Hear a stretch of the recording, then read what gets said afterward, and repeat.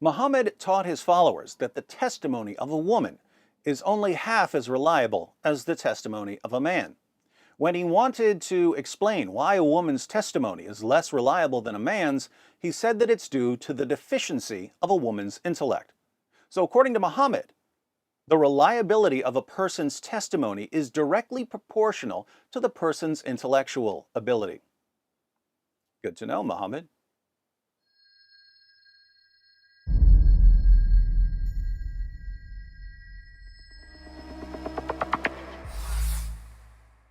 The Apostle Paul was a brilliant scholar who defended his views in Athens, the intellectual capital of the ancient world, and in other major cities. He had discussions with the Stoic and Epicurean philosophers of his day, and he could quote their sources to them. Even Antony Flew, one of the 20th century's most impressive critics of Christianity, said that the Apostle Paul possessed a first-class philosophical mind.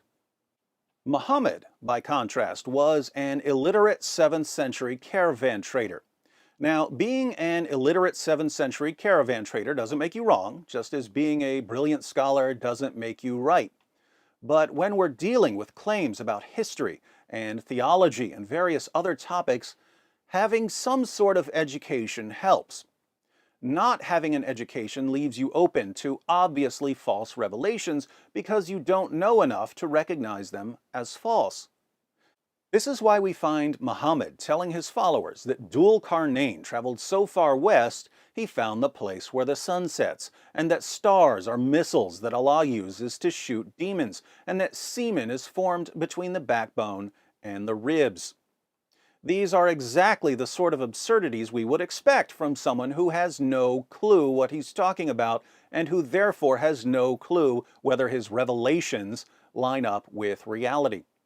So in terms of intellectual prowess, Paul is to Muhammad what a tenured theology professor at Oxford is to an internet troll whose most careful investigations begin and end with a Google search.